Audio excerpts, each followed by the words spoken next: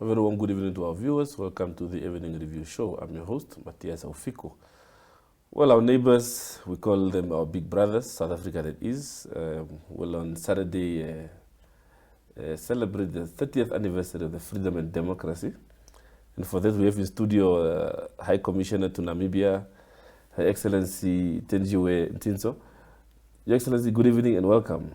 Good evening, and thank you very much for having me. Good evening to your viewers. So it's indeed a pleasure having you here. Well, 3 decades down the line, South Africa is pretty much the big brother in SADC, holding everyone's hands. How has it been for the country? Well, the first thing is that we have to correct this perception or this vocabulary of South Africa as a big brother, because we're neither a big brother or a small brother. Yeah. SADC, we're all brothers and sisters, we're siblings actually, especially with Namibia. We are brothers and sisters. So there's no big brother. But in terms of how we've been doing fairly well with all the challenges of new democracies and also all the challenges that face countries because of the geopolitics. We have been having that. And also we have been having challenges which are good challenges in a way, because they are challenges that go with the maturing of democracy, where, for instance, you find mushrooming of political parties, whereas when we started, we probably had only about 5 political parties. We also have been having challenges of it's sometimes easier to talk about the enemy and be able to destroy the enemy.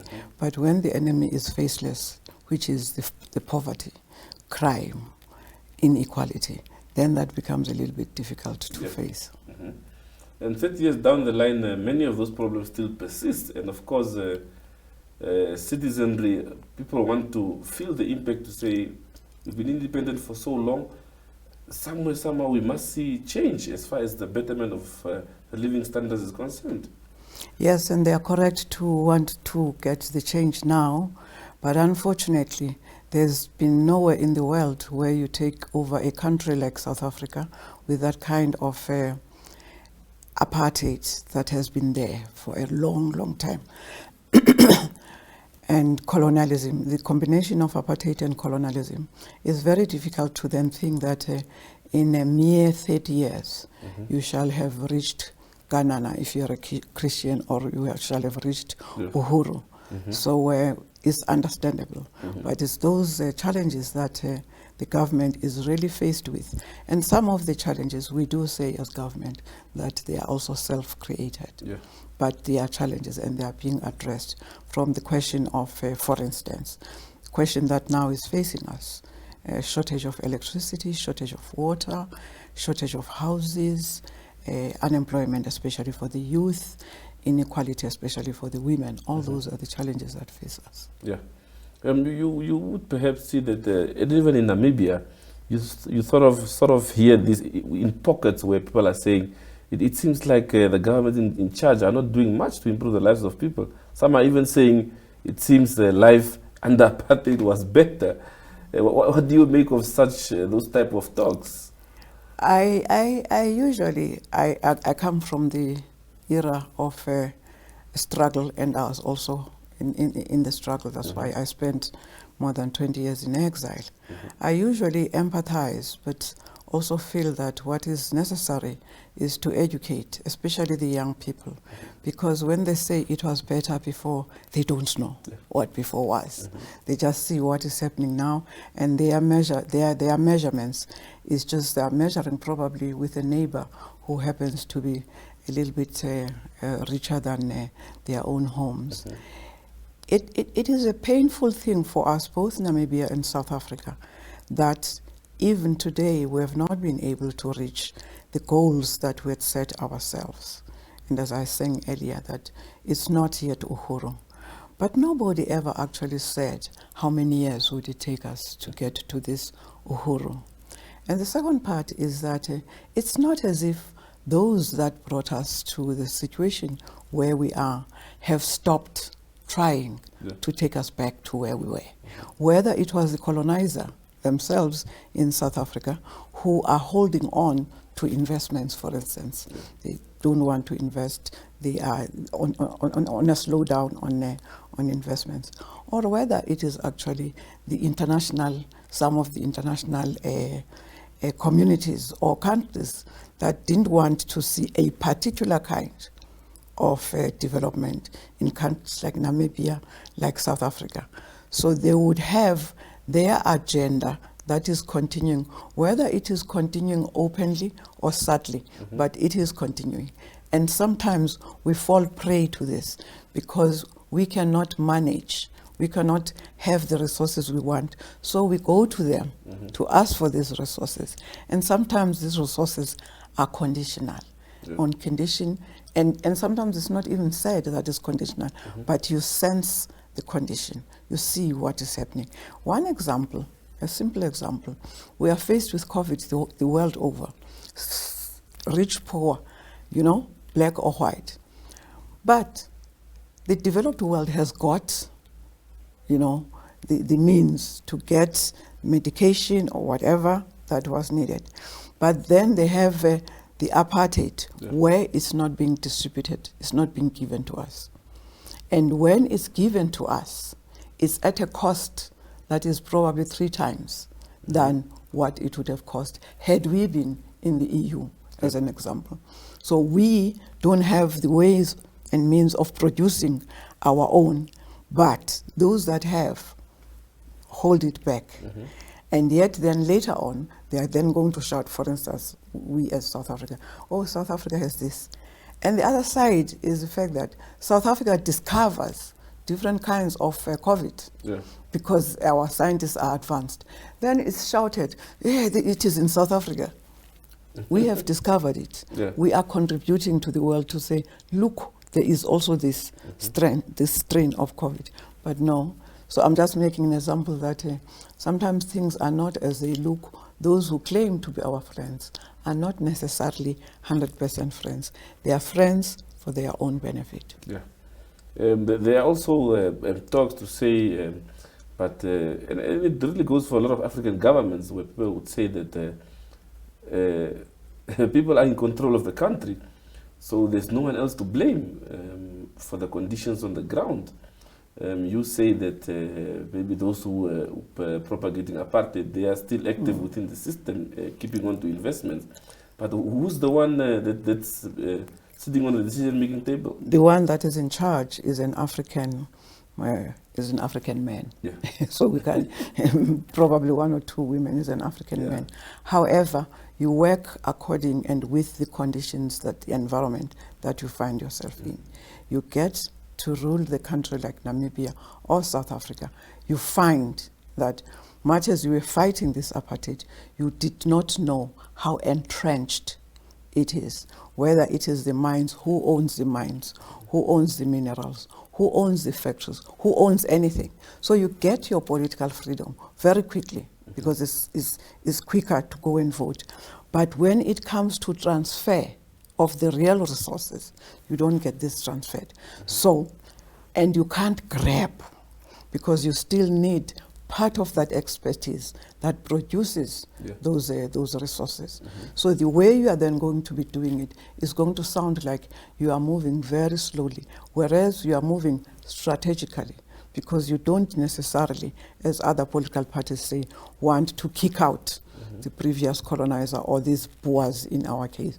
You don't really want to kick them out. Because, for instance, in our case, agriculture, commercial agriculture, is still largely in their hands because we didn't get the land. We didn't take the land. We needed them to still produce the food that we eat. Of course, Namibia and South Africa also had a number of BEE policies to sort of fast-track the change, not just political, but also the economic, as far as economic freedom is concerned. But we've seen that they've not really produced the results that we wanted over there. I can speak for Namibia, I cannot confidently speak for South Africa, but for Namibia I can. It's sort of, these policies have not really transcended down to the ground to improve the lives of our people. Where did we perhaps not get things right in that sense? I think we're over-ambitious with this BEE. that as long as you take Thenjiwe and put Thenjiwe in this company and that company and that company, you will live happily ever after. Whereas you actually needed to do a little bit of work in the companies themselves before you introduce this BEE, because you needed to transform just the decision making, just how everything is run, just for who it is being run. You needed to make sure that the playing field is level. Yeah. But we didn't. We just tended to look at quotas, how many. These people must get this, these people must get this. That's number one. But number two, you didn't ensure that Thenjiwe that you are saying deserves to be there, has got the skill and the appetite to do these things. Yeah. And also has got the ability to say, yes, I've made this million. Now I should invest even some more. But Thenjiwe has never had $1 million before. Yeah. So Thenjiwe, what does she do first? She goes to buy a very fancy car. She goes to buy, she takes her children to the private schools. She does all these things. And in no time, that Thenjiwe was supposed to have had this company. The company is down. And of course, you are not necessarily getting cooperation from those who think that what Thenjiwe has should have been mine. Yeah. It should have been given to me. So it's something that in South Africa now we are reworking and rethinking this notion of a BEE. We had put it an extended BEE, a long is. But now we're looking at exactly how strategically, with the experience of the 30 years, where is it that we went wrong? Yeah. And we need to do that research and make it a point that this BEE is not a benefit for a few individuals. It's a benefit for everybody. But of course, when we have these programs, there would be opportunists. You cannot avoid them. Those that would then say, it's my time, let me eat. Yeah. So they eat very fast and very quickly. They may not be a majority, but some of them. And they mess up your bigger plan of ensuring that you are having this BEE. It is uplifting the whole, particularly the black community. So you lift as you rise. But sometimes you find the opportunists who rise and kick as they rise, not lift, they kick as they rise. I want us to talk about the phenomenon of corruption when we come back from the short break. You've spoken about how certain people see it as, it's my time to let me eat now, instead of thinking of the bigger picture. So I just want you to gather your thoughts around it when we're back from this break. To our viewers, we head for a short break and we'll be back to continue this conversation.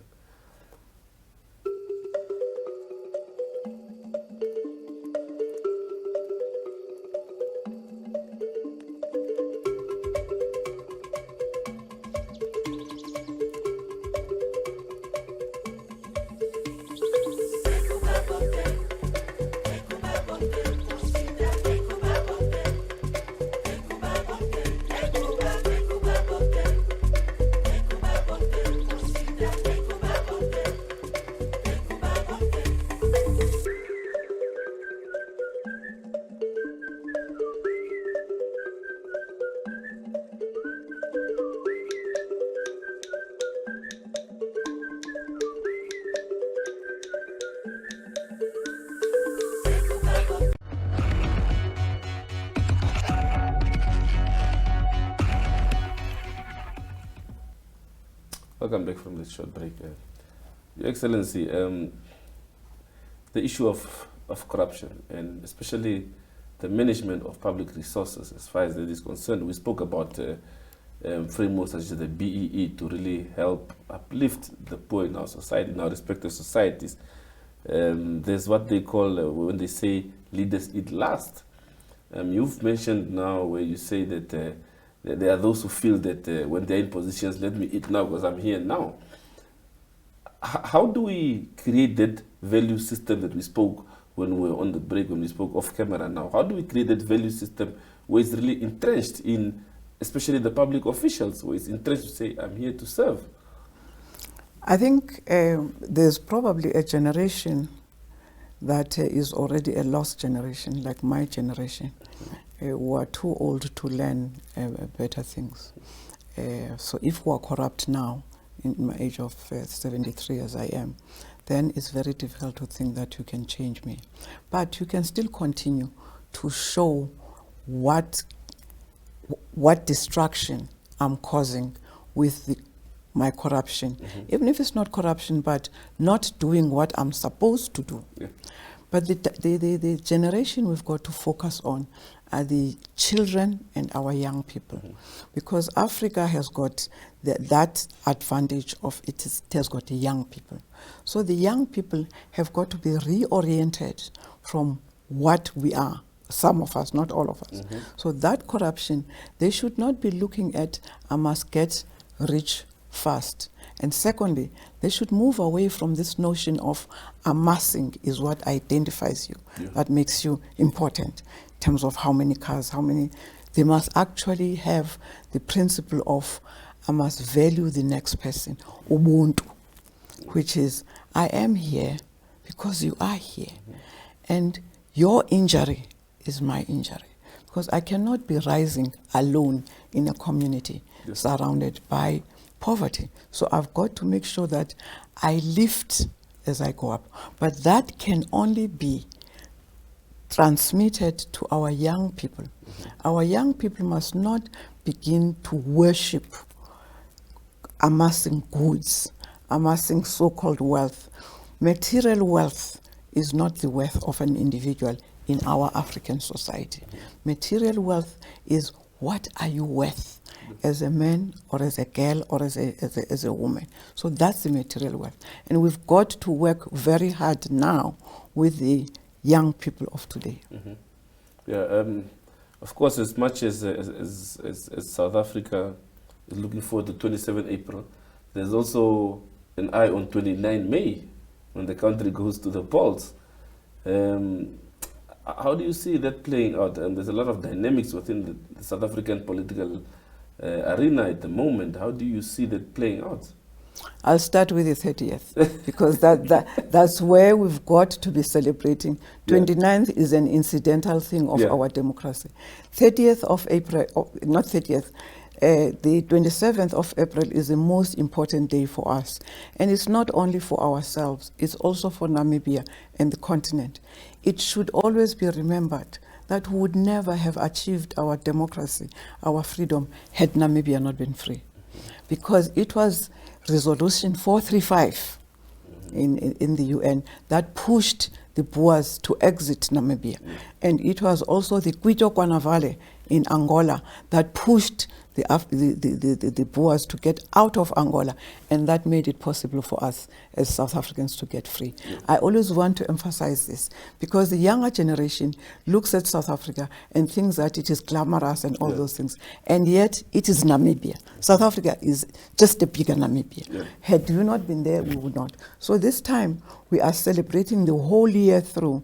We are celebrating these achievements, starting with our gala dinner, with our film festival, and we are showing films that are very critical, like Mandela, like the ones from Namibia now, the old age is getting in. But those 4 films, Sarafina, are very educative for young people.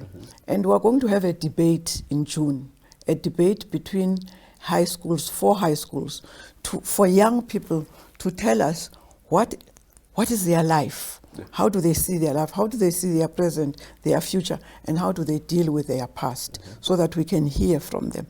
And then we have our Nelson Mandela Day, which is going to be on the 18th of July, where we'll be celebrating 2 icons. They are my favorites. Mandela, Nelson Mandela, and Toivo ya Toivo. They are these icons and these comrades who spent so many years in jail. And as I was saying earlier on, one voted only when he was 76 for the first time, and the other voted when he was 66. We've got to learn, we've got to take that legacy. These people that had so much commitment, so much love for their people that they were even prepared to sacrifice. So, and after that, we'll then have the Women's Day, and we celebrate the advances that have been made by women and the contribution. Now, coming to the issue of elections, the 29th is a date. democracy has introduced the fact that I can go and make a choice of who I think should lead me. And I can decide who should not lead me. And it's democracy that anyone, especially the young, should exercise because it's their right, because people died for it. So they should not undermine it. And for us in South Africa, it's really a hectic season because anyone and everyone, there are some that I look at, I say, is he convinced that he can lead this country? I mean, he can hardly lead his house. How is he going to lead the country? He has no clue. But it's their democratic right. And we are convinced, some of us are convinced that, of course, the ruling party will still continue to rule because, of course, it's my government. Because, yes, there are things that it has not delivered. We talked about them. But no, there's not a single one who can come next to them. It is my view that no one can come next to them in terms of delivering our country. So we're looking forward to the 29th. One of the things that we're sure of, both government and opposition and everybody else, is going to be a free, fair election. Where everybody is going to go and make his or her mark, and we will have the results. Whoever wins will be having the responsibility of taking us further into our democracy, strengthening our democracy, uplifting our people, resolving some of the challenges, especially the challenge of poverty, inequality, and joblessness. Of course, there's also been, especially from the young quarters, where they feel days such as Freedom Day, Independence Day, in our case, where they feel, what is there to celebrate? I'm a graduate, I'm jobless. Is there really anything to celebrate? What do you say to those? That is the most painful thing, even in South Africa. In South Africa, they've got even a tone. What's the big deal? Look at me, I got a degree. What has it got me? It has got me nothing, which is quite true. Because when you go to school, even with ourselves, when you are going to school with one of the key things that you are going to better your life, better the life of your family and the community at large. And this is one of the things that whoever is going to come into government, come the 29th, they should take that challenge as number one, the joblessness, not particularly of educated people, but the joblessness, but also change the mentality of young people who are graduates, who think that there's going to be a delivery van that comes to deliver something in front of you, and not use their creativity that they should be having and say, with my degree, what is it that I can do, rather than wait for somebody to employ me.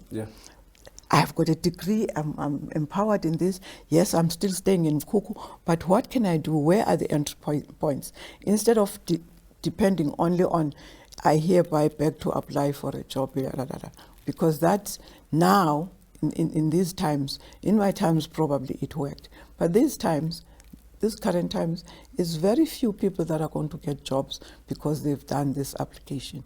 You've got to produce something and show the worth, and also yourself, not depend on a job for creative, entrepreneur yourself. It does not matter how small, but entrepreneurship.